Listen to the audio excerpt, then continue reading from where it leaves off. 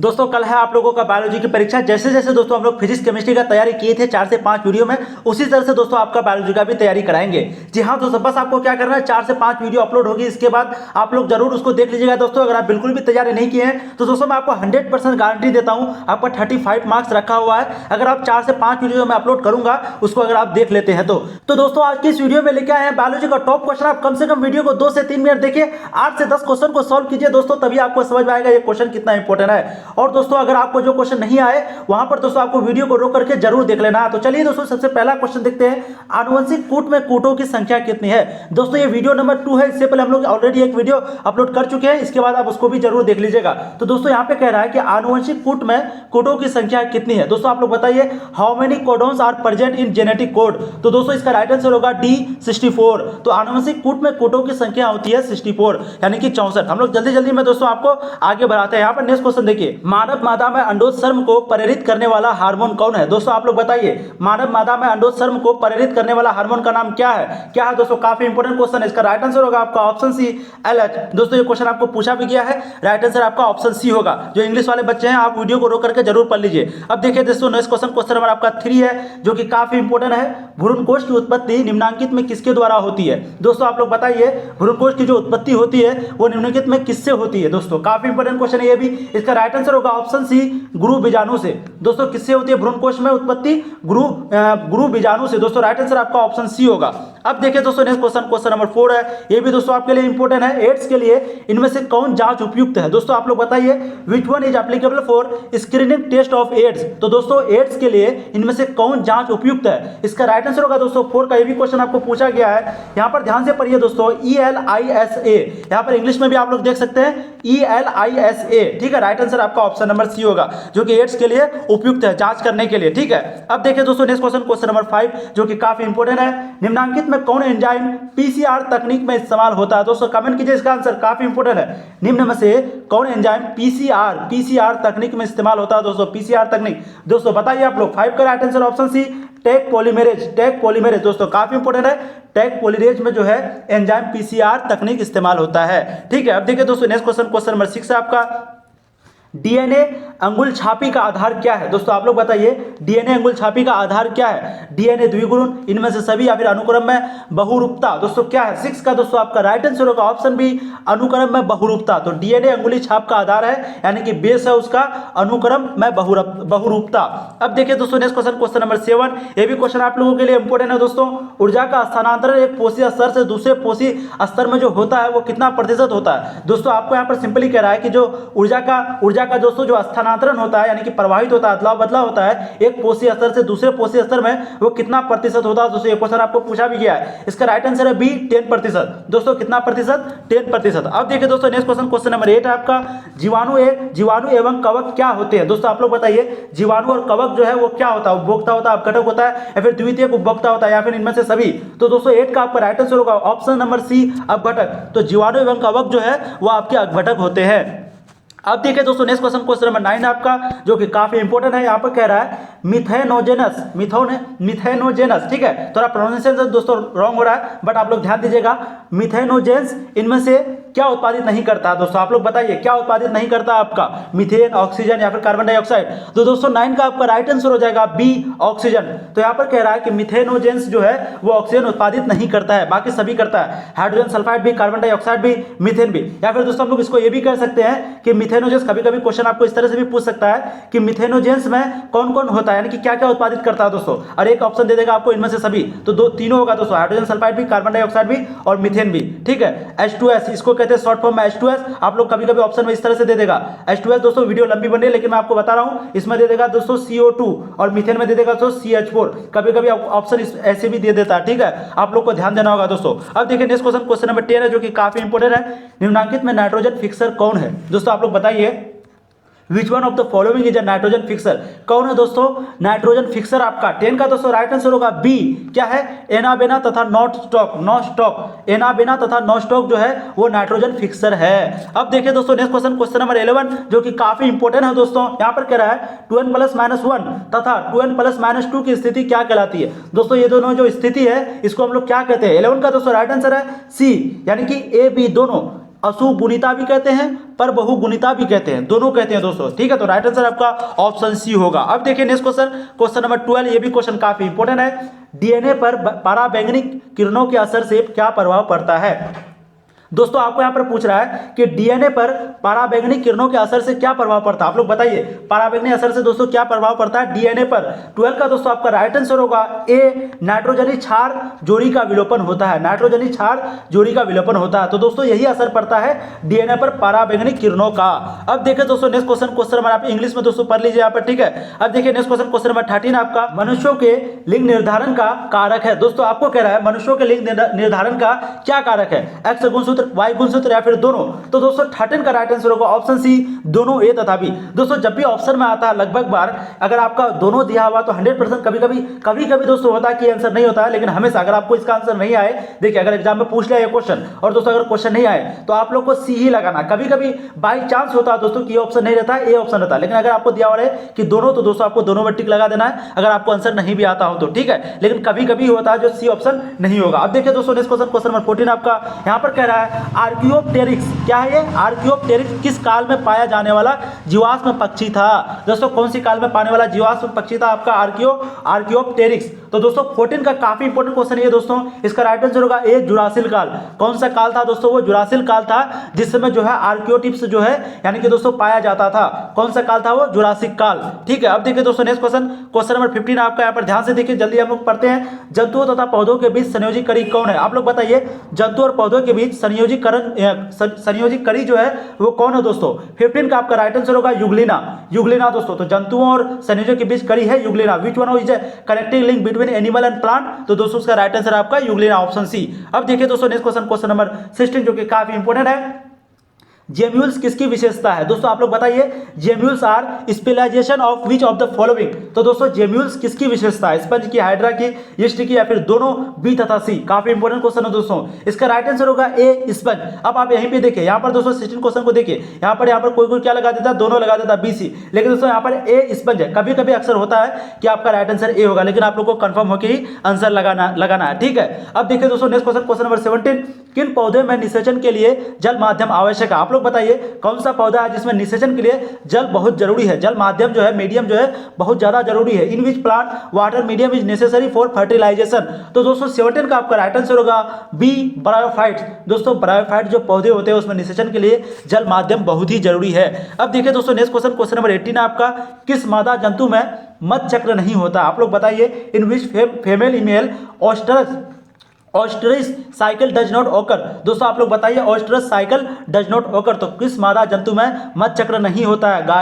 गाय मादा जंतु, या फिर कुत्ता मादा जंतु, या फिर मनुष्य? किसमें दोस्तों? 18 का राइट आंसर होगा दोस्तों ऑप्शन सी, मनुष्य में। मनुष्य में जो है मध चक्र जो है वो नहीं होता है। किसमें? मनुष्य में। बाकी सभी में होता है, गाय में भी होता है। ऐसे भी दोस्तों आप यहाँ पर आंसर लगा सकते हैं। आप लोग थोड़ा सा देखिए, किस मादा जंतु में मध चक्र नहीं होता है? आपका गाय भी दिया हुआ, कुत्ता भी दिया हुआ, खरगोश दिया हुआ और एक मनुष्य भी दिया हुआ। तो दोस्तों आपको सिर्फ एक मनुष्य ही अलग लग रहा होगा, बाकी तीनों जो है ये वैसे तो आता है चारों एक ही प्रजाति में, लेकिन दोस्तों आप यहाँ पर तीनों थोड़ा सा अलग है, मनुष्य अलग है, इसलिए ऐसे भी आंसर लगा सकते हैं मनुष्य में। ठीक है, और यहाँ पर आपको नहीं पर ज्यादा ध्यान देना, नहीं पर, क्योंकि कभी कभी एग्जाम में पूछ लेता नहीं और आप लोग इसको नहीं पढ़ते, चक्र होता है डायरेक्ट समझ लेते हैं। ठीक है दोस्तों, आप लोग को ये सब चीज में ध्यान रखना चाहिए। ठीक है, अब देखिए नेक्स्ट क्वेश्चन, अंडाणु के कोशिका द्रव्य में कौन सी संरचना नहीं होती है? फिर से देखिए यहाँ पर नहीं है, तो दोस्तों कौन सी संरचना नहीं होती है अंडाणु के कोशिका द्रव्य में? 19 का दोस्तों राइट आंसर होगा सेंट्रोसोम। सेंट्रोसोम दोस्तों नहीं होती है। ठीक है, तो अंडाणु के कोशिका द्रव्य में सेंट्रोसोम संरचना नहीं होती है, बाकी तीनों होती है। गोल्गी होती है, माइटोकॉन्ड्रिया होती है, राइबोसोम, तीनों होती है दोस्तों। आप लोग ध्यान से देख लीजिए। ठीक है, अब देखिए नेक्स्ट क्वेश्चन, क्वेश्चन नंबर आपका 20 है। डाउट नट। दोस्तों आप किसी भी सवाल में अटक गए हो या फिर आपसे सॉल्व नहीं हो रहा है तो फिर क्या, बस आपको उस क्वेश्चन का फोटो लेना है, क्रॉप करना है और दोस्तों 5 सेकंड के अंदर, जी हाँ मात्र 5 सेकंड के अंदर आपको उस क्वेश्चन का वीडियो सॉल्यूशन मिल जाएगा। फिर चाहे आपका क्वेश्चन होमवर्क का हो, सीबीएसई का हो, यूपी बिहार या फिर भारत के किसी भी स्टेट बोर्ड का हो, सभी का जवाब डाउट नट ऐप पर। फिर चाहे IIT, JEE, नीट या फिर क्लास 6 to 12 का किसी भी क्वेश्चन, इन सारे सवालों का जवाब मिलेगा आपको डाउट नट ऐप पर। और किसी भी सब्जेक्ट जैसे कि फिजिक्स, केमिस्ट्री, मैथ, बायोलॉजी, ये सभी सवालों का जवाब मिलेंगे आपको डाउट नट ऐप पर। साथ ही डाउट नट पर क्लास 9वीं से 12वीं के बच्चों के लिए चल रही है लाइव क्लासेस, वो भी इंग्लिश हिंदी दोनों मीडियम में, यानी अब आप पूरी पढ़ाई कर सकते हैं डाउट नट ऐप पर। 3 करोड़ से ज्यादा बच्चों का भरोसा, आप भी इंस्टॉल करें और इस ऐप का लाभ उठाएं। ट्रोपोनेमा पैलेडियम किस बीमारी का रोग जनक है? आप लोग बताइए, ट्रेपोनेमा पैलिडम जो है किस बीमारी का रोगजनक है दोस्तों? आप लोग कहिए, सिफिलिस का या फिर गोनेरी का या फिर दोस्तों क्षय रोग का, हर्पिस का, किसका? 20 का दोस्तों आपका राइट आंसर होगा सिफिलिस। तो जो आपका है ट्रोपोनेमा पैलिडम किस बीमारी का रोगजनक है? सिफिलिस का दोस्तों राइट आंसर आपका सिफिलिस होगा। ठीक है, अब देखिए दोस्तों नेक्स्ट क्वेश्चन आपका क्वेश्चन नंबर आपका यहाँ पर 21 है। ये भी काफी इंपोर्टेंट क्वेश्चन है दोस्तों ये लूप जो है आपका, ये लूप जो है दोस्तों वो निम्नलिखित में से किस आरएनए में पाया जाता है? आप लोग बताइए किस आरएनए में पाया जाता है ये लूप। ठीक है दोस्तों, तो 21 का दोस्तों राइट आंसर आपका स्थानांतरण आरएनए, स्थानांतरण आरएनए। ठीक है, ध्यान दीजिए आप लोग, इनमें से सभी यहाँ पर नहीं होगा, आप लोग को गलत टिक नहीं लगाना है। स्थानांतरण आरएनए में पाया जाता है आपका ये लूप। अब देखिए दोस्तों नेक्स्ट क्वेश्चन क्वेश्चन नंबर 22 है, जो कि दोस्तों काफी इंपोर्टेंट क्वेश्चन है आपका। प्रतिलेखन की क्रिया में किस एंजाइम की आवश्यकता होती है? आपको पूछ रहा है दोस्तों, प्रतिलेखन की जो क्रिया होती है उस समय किस एंजाइम की आवश्यकता होती है, जरूरत होती है दोस्तों? 22 का राइट आंसर होगा दोस्तों आरएनए पॉलीमेरेज।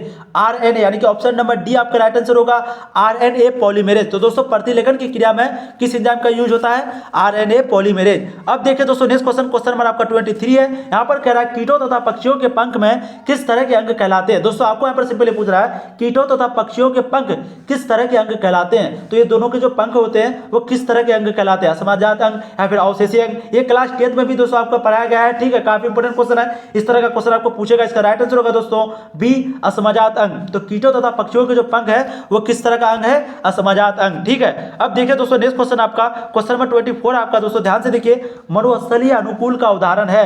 मरुस्थलीय अनुकूलन का उदाहरण निम्नलिखित में से कौन है दोस्तों? कौन है मरुस्थल का? काफी इजी क्वेश्चन है, इंपोर्टेंट भी है। इसका राइट आंसर होगा दोस्तों अमरबेल। कौन है मरुस्थल में? अमरबेल दोस्तों राइट आंसर आपका क्या है? अमरबेल। ठीक है, अब देखिए दोस्तों नेक्स्ट क्वेश्चन नंबर 25 है, जो कि काफी इंपोर्टेंट है। बीसीजी, यहां पर ध्यान से देखिए, बीसीजी वैक्सीन किस बीमारी से बचाव के लिए उत्तरदायी है? यानी कि दोस्तों आपको सिंपली पूछ रहा है बीसीजी जो वैक्सीन है वो किस बीमारी के बचाव के लिए, किस बीमारी से बचाव के लिए दिया जाता है दोस्तों बीसीजी का टीका? 25 का दोस्तों राइट आंसर आपका 6 बीमारी। कौन सी बीमारी दोस्तों? ट्यूबरकुलोसिस। तो बीसीजी का जो टीका लगता है आशा लोग जो देते हैं ये देते हैं ट्यूबरकुलोसिस से पहले। ठीक है, ट्यूबरकुलोसिस के बचाव के लिए ये बीसीजी का टीका, बीसीजी वैक्सीन लगाया जाता है। अब देखिए दोस्तों नेक्स्ट क्वेश्चन नंबर 26 है आपका, निम्नलिखित में रेबीज बीमारी का रोगजनक कौन है? दोस्तों आप लोग बताइए, काफी इंपोर्टेंट क्वेश्चन है दोस्तों। जीवाणु है, विषाणु है, प्रोटोजोआ है या फिर डीएसी दोनों? तो निम्नलिखित में रेबीज बीमारी का जो रोगजनक कौन है दोस्तों? कौन है? 26 का दोस्तों काफी इंपोर्टेंट क्वेश्चन, इसका राइट आंसर होगा विषाणु।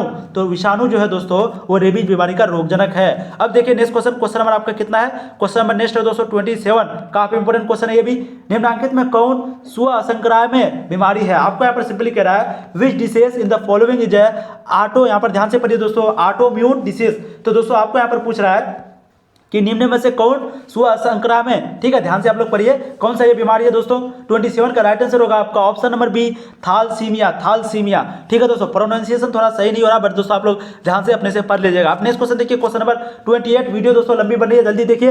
28, सुनहरी धान में कौन सा ट्रांसजीन है? आप लोग बताइए दोस्तों, सुनहरे धान में कौन सा ट्रांसजीन होता है? Which transgene is present in golden rice? दोस्तों आप लोग बताइए किस इस धान में, सुनहरे धान में कौन सा ट्रांसजीन होता है? काफी इंपोर्टेंट क्वेश्चन है। इसका राइट आंसर होगा option B phytoene synthetic. Phytoene synthetic right answer आपका ऑप्शन बी होगा। चलिए दोस्तों नेक्स्ट क्वेश्चन नंबर 29 आपका, बीटी टॉक्सिन क्या होता है? दोस्तों आप लोग बताइए, बीटी टॉक्सिन जो है वो क्या होता है? अंतःकोशिकीय लिपिड होता है, बाह्य कोशिकीय लिपिड होता है? दोस्तों 29 का आपका राइट आंसर होगा बी बाह्य कोशिकीय लिपिड होता है। ठीक है, तो बीटी टॉक्सिन जो है वो बाह्य कोशिकीय लिपिड होता है। अब चलिए दोस्तों नेक्स्ट क्वेश्चन आपका क्वेश्चन नंबर 30 है। काफी इंपोर्टेंट क्वेश्चन है दोस्तों, यहाँ पर ध्यान से देखिए, निम्नलिखित में कौन मछली की विदेशी प्रजाति है?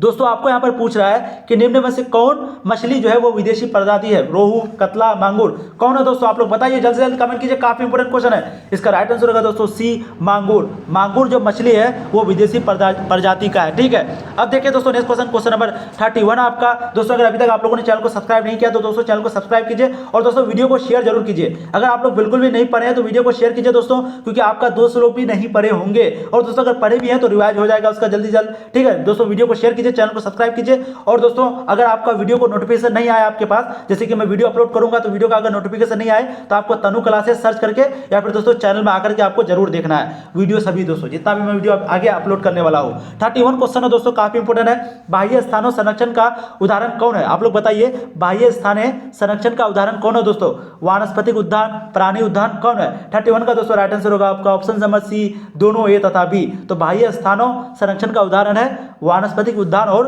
प्राणी उद्यान। अब देखिए दोस्तों नेक्स्ट क्वेश्चन नंबर 32 जो कि काफी इंपोर्टेंट है। प्रकृति में सबसे अधिक संख्या निम्नलिखित में किस स्पीसीज की है? आप लोग बताइए दोस्तों, प्रकृति में सबसे अधिक संख्या निम्न में से किस स्पीसीज की है? ठीक है दोस्तों, 32 का आपका राइट आंसर होगा क्या? कीटों की। कीटों की दोस्तों सबसे अधिक संख्या होती है प्रकृति में, यानी कि नेचर में। आप लोग इंग्लिश में भी थोड़ा पढ़ लीजिए। अब देखिए दोस्तों, नेक्स्ट क्वेश्चन, क्वेश्चन नंबर 33 आपका, यहाँ पर ध्यान से देखिए। संकटग्रस्त स्पीसीज के लिए बाह्य स्थानों संरक्षण का एक उदाहरण कौन है? दोस्तों आप लोग बताइए, संकटग्रस्त स्पीसीज के लिए बाह्य स्थानीय संरक्षण का एक उदाहरण दोस्तों कौन है? हिमकारी परिरक्षण है, या फिर पशु विहार है, या फिर दोस्तों राष्ट्रीय उद्यान है? तो 33 का दोस्तों आपका राइट आंसर होगा हिमकारी परिरक्षण। तो कौन सा उदाहरण है दोस्तों?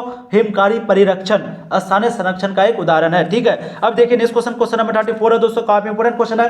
निम्नलिखित में प्रौद्योगिकी उत्पाद कौन है? आप लोग बताइए, which one of the following is product of biotechnology? तो दोस्तों प्रौद्योगिकी उत्पाद कौन है निम्न में से? आप लोग बताइए दोस्तों। 34 का आपका राइट आंसर होगा इनमें से सभी, यानी कि फ्लेवर सेवर भी, जीएम फसल भी, ह्यूमोम्यूलिन। ठीक है, ह्यूमोम्यूलिन। तो दोस्तों राइट आंसर आपका डी होगा। अब चलिए दोस्तों नेक्स्ट क्वेश्चन, क्वेश्चन नंबर 35, ये भी बहुत ही इंपॉर्टेंट है दोस्तों आप लोगों के लिए। प्राकृतिक आनुवंशिक अभियंता निम्नलिखित में कौन है? दोस्तों आप लोग बताइए, natural genetic engineer in the following. तो दोस्तों प्राकृतिक आनुवंशिक अभियंता निम्नलिखित में कौन है? दोस्तों आप लोग जल्द से जल्द कमेंट करेंगे। 35 का आपका राइट आंसर होगा ए, इस यहाँ पर ध्यान से पढ़िए, इस रेशिया कोलाई। इस रेशिया कोलाई दोस्तों आपका राइट आंसर होगा। ठीक है, ये जो है प्राकृतिक आनुवंशिक अभियंता है। अब देखिए दोस्तों नेक्स्ट क्वेश्चन, क्वेश्चन नंबर 36 है आपका। हाथी के लिए संरक्षित क्षेत्र निम्नलिखित में कहाँ है? आपको पूछ रहा है हाथी के लिए संरक्षित क्षेत्र निम्नलिखित में कहाँ है? Which one of the protected area of elephants? तो दोस्तों हाथी जो है वो कहाँ सुरक्षित रह सकते हैं, सिंपली आपको पूछ रहा है। तो दोस्तों 36 का आपका राइट आंसर होगा पेरियार पशु विहार। पेरियार पशु विहार, बिहार नहीं है दोस्तों, आप लोग ध्यान से पढ़िए।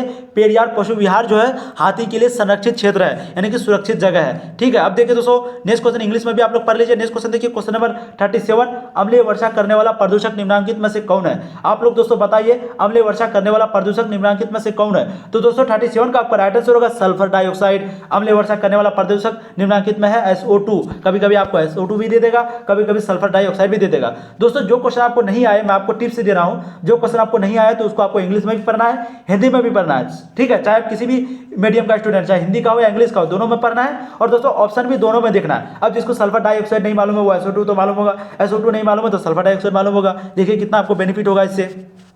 अब नेक्स्ट क्वेश्चन देखिए दोस्तों, क्वेश्चन नंबर 38 आपका।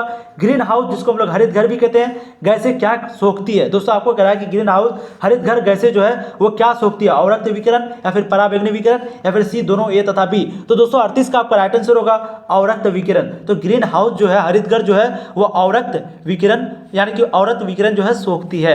अब चलिए दोस्तों नेक्स्ट क्वेश्चन, क्वेश्चन नंबर 39 आपका। जल में भारी धातु प्रदूषक निम्नलिखित में कौन है? दोस्तों आपको यहाँ पर कह रहा है विच of the following is a heavy metal water pollutants? तो दोस्तों जल में भारी धातु प्रदूषक निम्नलिखित में कौन है? 39 का दोस्तों आपका राइट आंसर होगा निकेल भी, आर्सेनिक भी, यानी कि ऑप्शन सी आपका राइट आंसर होगा। तो जल में भारी धातु प्रदूषक है आपका निकेल और आर्सेनिक। ठीक है, ध्यान दीजिएगा, क्वेश्चन काफी इंपोर्टेंट है, पूछा भी गया दोस्तों। 40 नंबर आपका देखिए, सब्जियों को निम्नलिखित में कौन नुकसान नहीं पहुंचा? दोस्तों काफी इंपोर्टेंट क्वेश्चन है दोस्तों, काफी इंपोर्टेंट। सब्जियों को निम्न में से कौन नुकसान नहीं पहुंचाता है? PAN या फिर फ्लोराइड या फिर दोनों? तो दोस्तों 40 का आपका राइट आंसर होगा PAN, यानी कि पान, हम लोग इसको शॉर्ट फॉर्म में बोलते हैं। आप लोग यहाँ पर देख लीजिए। तो दोस्तों सब्जियों को नुकसान नहीं पहुंचाता है आपका पान, यानी कि PAN। अब चलिए दोस्तों नेक्स्ट क्वेश्चन, क्वेश्चन नंबर 41 आपका। रिलेक्सिन, यहाँ पर ध्यान से पढ़िए, रिलेक्सिन का स्राव कहाँ से होता है? अपरा से या फिर कॉर्पस ल्यूटियम से? दोस्तों कहाँ से होता है रिलेक्सिन का स्राव? 41 का दोस्तों राइट आंसर होगा आपका अपरा से। तो रिलेक्सिन जो है, रिलेक्सिन का स्राव होता है अपरा से। अब चलिए दोस्तों यहाँ पर इंग्लिश में, हिंदी में, इंग्लिश में देख लीजिए, प्लासेंटा। ठीक है, अब चलिए दोस्तों नेक्स्ट क्वेश्चन, क्वेश्चन नंबर 42 आपका। अंडोत्सर्ग किसमें कार्यान्वित होता है? आप लोग को पूछ रहा है अंडोत्सर्ग किसमें कार्यान्वित होता है? तो दोस्तों 42 का आपका राइट आंसर होगा ऑप्शन नंबर डी, दोनों बी एवं सी। तो अंडोत्सर्ग जो है वो कार्यान्वित होता है 14वें दिन भी अंडाशय में, 14वें दिन में होता है और अंडाशय में होता है। तो आपका दोनों ऑप्शन सही होगा। दोस्तों आज के लिए इतना ही क्वेश्चन लेके आए थे आप लोगों के लिए। उम्मीद करता हूँ ये सभी क्वेश्चन आपको काफी इंपॉर्टेंट लगा होगा। दोस्तों ये वीडियो नंबर आपका 2 है, मैं आपको बार बार बता रहा हूँ। इसके बाद दोस्तों मैं वीडियो और 4 वीडियो अपलोड करूंगा, 4 या 5, जितना दोस्तों आप लोगों के लिए इंपॉर्टेंट है। अगर आप बिल्कुल भी तैयारी नहीं किए हैं तो दोस्तों आपका 35 मार्क्स रखा हुआ है, आप लिख के ले लीजिए। जो बायोलॉजी और केमिस्ट्री का तैयारी किए होंगे उसको मालूम भी होगा, बहुत क्वेश्चन उसको फंसा है दोस्तों। ठीक है, मतलब केमिस्ट्री और फिजिक्स और मैथ का जो तैयारी किए हैं उसको मालूम भी होगा। बस दोस्तों आपको सभी वीडियो को देखना है। आपके पास अगर नोटिफिकेशन नहीं जाए तो दोस्तों आपको तनु क्लासेस चैनल का नाम सर्च करना है यूट्यूब में, और दोस्तों वहां पर आपको जो सभी बायोलॉजी का वीडियो मिल जाएगा। आप लोग जरूर देख लीजिएगा। कीजिएगा दोस्तों, सभी आप लोगों के लिए इंपॉर्टेंट है। बस 8 से 10 मिनट का वीडियो होगा, 4 से 5 यानी कि 1 घंटा का दोस्तों, सभी वीडियो मिलाकर 1 घंटा हुआ। अगर आप देख लेते हो तो दोस्तों मैं आपको गारंटी देता हूँ 35 मार्क्स आपका रखा हुआ है, कोई नहीं लेके जा सकता है। ठीक है, चलिए दोस्तों फिर मिलते हैं नया वीडियो में, तब तक के लिए आप पढ़ाई करते रहिए और दोस्तों फोड़ते रहिए।